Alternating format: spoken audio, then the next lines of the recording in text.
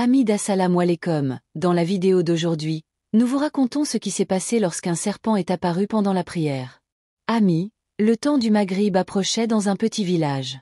Le soleil allait se coucher à l'horizon, déployant un voile rouge et orange, et le son de l'azan se faisait plus fort au loin. Les villageois quittaient leur maison pour se diriger vers la mosquée. Mais la famille d'Abdullah avait l'habitude de prier chez elle.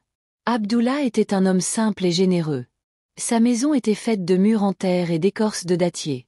À l'intérieur, Fatima prépara le lieu de la prière. Elle installa des nattes propres, alluma une lanterne et brûla du bois de chameau pour embaumer la pièce. La lumière de la lanterne créait des ombres sur les murs, donnant à la maison une atmosphère paisible et coquette. Le fils de Bilal Abdullah, âgé de 10 ans, était très enthousiaste aujourd'hui. Ses petits yeux brillaient d'une étincelle et son cœur était rempli d'un enthousiasme étrange.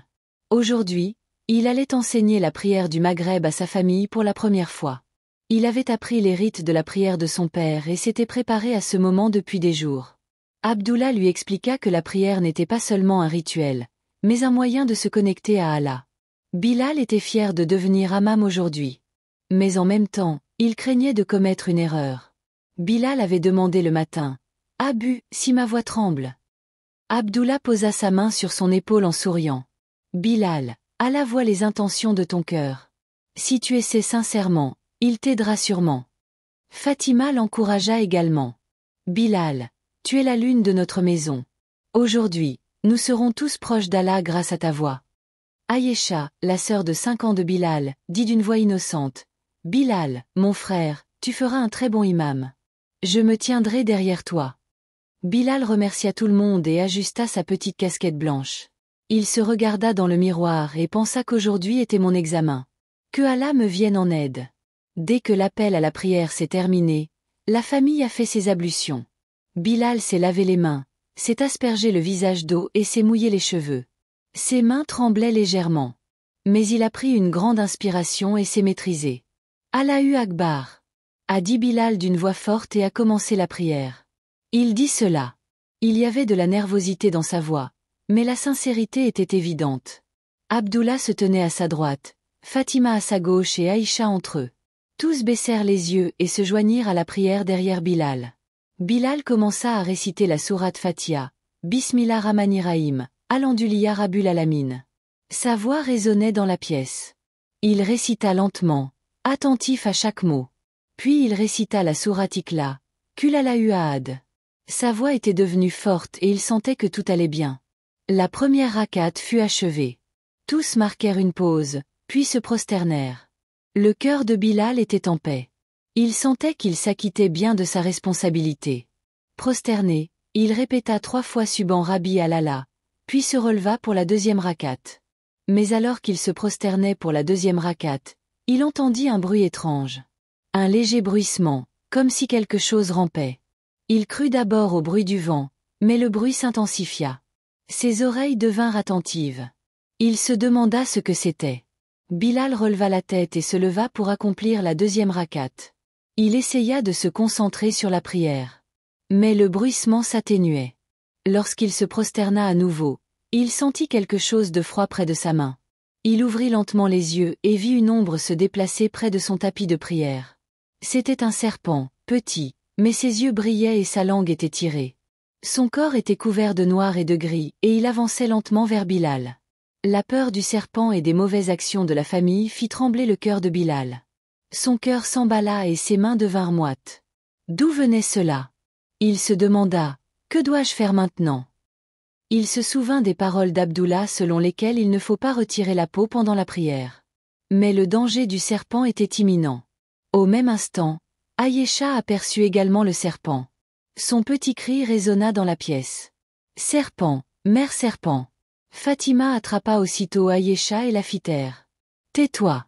Ayesha laissa la prière se terminer. Mais la peur d'Ayesha persistait. Elle tremblait dans les bras de sa mère et pointait le serpent du doigt. « Amma, il va nous mordre !» Abdullah sentit la situation. Il vit que le serpent était maintenant tout près de Bilal. Sa langue sortait rapidement et il pouvait attaquer à tout moment. Mais Abdullah savait qu'il était inacceptable de laisser la prière inachevée. « Bilal, continue la prière. » Abdullah dit dans le pustaquin léger, Allah nous protégera. Bilal hocha la tête, mais sa voix trembla. Il s'assit pour le tashahhud et commença à réciter Al-Tayatullah. Mais ses yeux étaient fixés sur le serpent. Le serpent était maintenant à ses pieds. Bilal essaya de bouger légèrement les pieds. Mais le serpent ne bougea pas. Ses petits yeux le fixaient comme s'il le défiait. Bilal, n'aie pas peur. Fatima murmura. Allah est avec toi. Mais la peur de Bilal grandissait. Des questions le trottaient dans la tête. Si le serpent me mord, ma prière sera-t-elle brisée si j'essaie de m'enfuir? Il se souvint des paroles de son père selon lesquelles il faut faire confiance à Allah dans les moments difficiles. Abdullah vit un petit bâton posé dans un coin de la pièce. Il essaya lentement de s'en approcher. Mais le serpent sentit son mouvement et siffla. Le son résonna dans la pièce et Aïcha se remit à pleurer. Abdullah était prudent et Fatima dit que cela pouvait être dangereux. Mais Abdullah ne perdit pas courage. Il agita le bâton devant le serpent, qui commença à reculer. Soudain, le serpent tenta d'attaquer Abdullah. Bilal termina aussitôt sa prière et se leva pour aider Abdullah. Il attrapa le bâton et frappa violemment le serpent. Le serpent fut blessé. Il courut rapidement vers le mur. Abdullah et Bilal le poussèrent ensemble dans le trou et le serpent disparut. Tout le monde poussa un soupir de soulagement. Le danger était passé. Mais Bilal ressentit un étrange sentiment. Il sentait que ce serpent n'était pas un serpent ordinaire. Ce n'était pas un serpent. Une étrange lueur dans ses yeux le troublait. La nuit s'assombrissait et l'heure de la prière d'Isha arriva. La famille se rassembla à nouveau et se prépara pour la prière. Bilal était encore nerveux. Il pensait peut-être revenir ce soir. Mais Abdullah le consola. Bilal, ce qui s'est passé appartient au passé. Prie maintenant avec courage. Allah est notre soutien. Bilal dit Allahu Akbar et commença la prière d'Isha. Sa voix était maintenant plus assurée qu'auparavant. Il récita la sourate Fatiha et la sourate Nas. La famille se mit en rang derrière lui et tous prièrent en silence. Mais dès que Bilal se prosterna pour la deuxième rakate, il entendit à nouveau le même bruissement. Son cœur se mit à battre et il entendit lentement le son d'un serpent. Il ouvrit les yeux. Le même serpent réapparut. Cette fois, il semblait plus proche et plus dangereux. Ses yeux brillaient et il se dirigeait vers Bilal. « Abu, il est revenu », dit Bilal à voix basse.